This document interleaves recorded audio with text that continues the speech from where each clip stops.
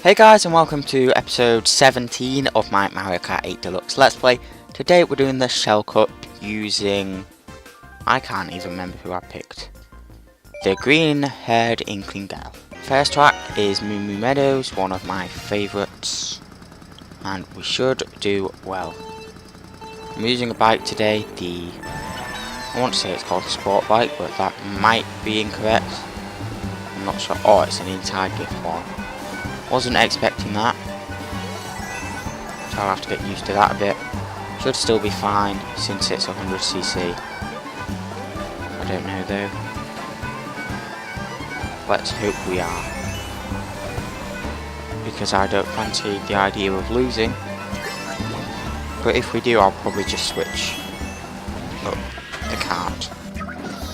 Well, to a kart, or at least an outside drifting bike, so we can do better. Anyway, it looks like we're doing fairly well so far. Can't see anyone. Oop, never mind. Peach is literally right next to us. Which is probably the reason I couldn't see her, to be honest. So, yeah, not brilliant. A bit behind us now though. Maybe she hit a cow. Or just is slower than us. Which is probably the more likely of the two. And we're now covered in ink, which is fitting because we're an inkling, and if we twit we can turn into a squid. So yeah, well, we're doing quite well. We could potentially lap Daisy, but I doubt we will. She just got hit by an item though, and I can see her, and I don't think she has bullet bill, but she might do. Well, I'm not going to do the glider route this time. Click on that, and we're not going to overlap her after even. But we could, actually we could, almost. Maybe if I didn't crash into that wall. That wasn't a smart idea. Our second course is actually another one of my favourites. It's Mario Circuit from the Game Boy, which I like quite a lot, even though it's quite simple. I think a bike like this, like the inside drifting bikes, might be actually quite good for this course, because it's got a lot of tight corners, and obviously these can take the tight corners the best. Because I didn't have to brake there to like make it really tight, which I quite often do with other weapons. I'm thinking of Splatoon because we're using an Inkling, unlike some other cards.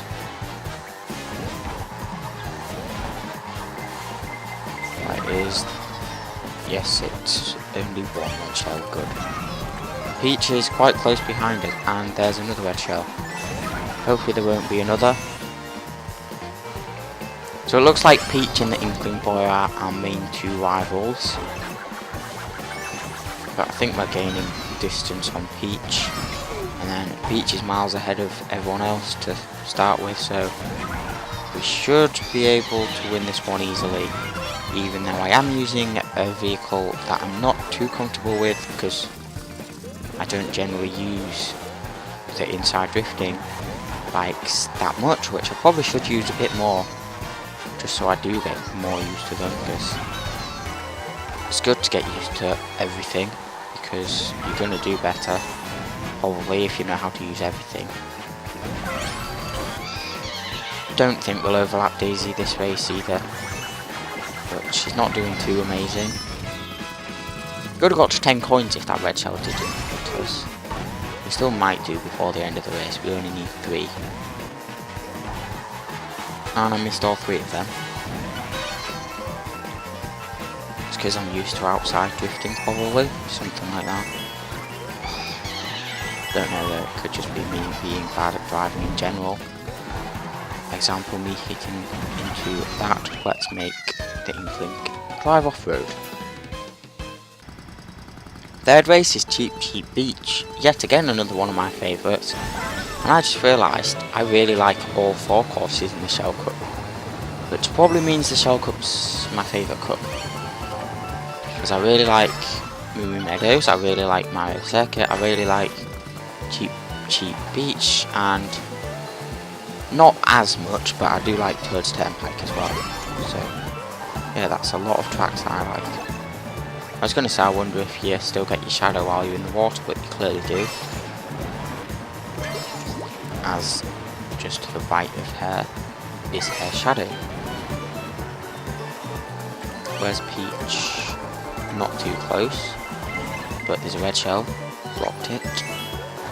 It's good timing for us to get banana, just as we get a red shell thrown at us. I think we should be able to once again win this easily. Don't know why, but recently I've been...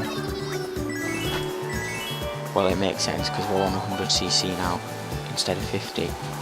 But yeah, recently CPUs have been getting a lot closer to us, and even overtaking us in some races. Like I think Twisted Mansion in the Flower Cup we got into like 6th at one point. It's in the 100cc Flower Cup, which isn't brilliant, especially considering it's 100cc. Also, one thing I just want to quickly mention is this is probably my favourite track in the game in terms of looks. The water looks amazing, and so does everything else along with it. But I'd say the water is the main reason, because I just really like that colour and how nice it looks. It's like people say the Switch is underpowered, yeah, it can do this, like I think that's fine. And like, I'm not the kind of person who cares about graphics at all, as I have mentioned in another episode, but still, I'm pretty sure most people would say this looks really good. Or at least good. I'm pretty sure it's 1080p. I don't know. Mainly because I don't care. But I think it's 1080p 60 FPS. Which is obviously quite good. Especially considering the amount of people who call this system underpowered. We just got 2 bombs. One. Did that go off the map? I think it did. The ramp can have one as a friend. And it didn't land on the ramp. Final race is Toad's Turnpike. Still get shadows in this one even though it's dark. I'm only mentioning that because I talked a little bit about shadows in the last race. Anyway, this should be another easy win. I think Toad's Turnpike might be one of the few courses that is easier, well I find easier with an inside bike than I do with an outside anything. Thought I might have been able to get in front of that car in time to not get hit by that red shell, but I wasn't. But the reason I think inside bikes might be better for Toad's Turnpike is generally my route I take around this map is literally staying on this white line, and I think inside bikes might be better at staying on it. As I said, that crashed into wall like 80 times, but still. Ooh, that did not go well. And our competitors are fairly close to us now. I need to try and get up to 10 coins, which might be difficult. There are 2 here. Could have crashed into that truck if I didn't brake there. 3 more coins we'll be able to get here, and of course a red shell. We're now down to 8, which is more than we had before we went into that little section, but still. There we go, there's 10 coins. I'll get double items there because they might be necessary to defend from any oncoming red or anything shells except blue, obviously, because you don't get super coins too much. Well, I am not doing good at keeping my coins at the moment. One of the things I do like about this stage though is how there's no, well, I can't remember if there are any, but I'm pretty sure other than on the anti-gravity sections there's no item boxes that just stay in place, and it's kind of a cool thing having them just go around the map all the time, because like they're obviously in a set place in like comparison to other vehicles. Like you'll get them either in between or behind vehicles, and they'll always stay at the same distance. For example, these 2 here will always be in between them 2 cars, well, car and truck. but they're always moving around the map, so you never really know where your items are going to come from. I don't know how the CPUs are so bad at driving. Because like just there after I finished, it failed to drive up that ramp, which isn't exactly difficult to drive up.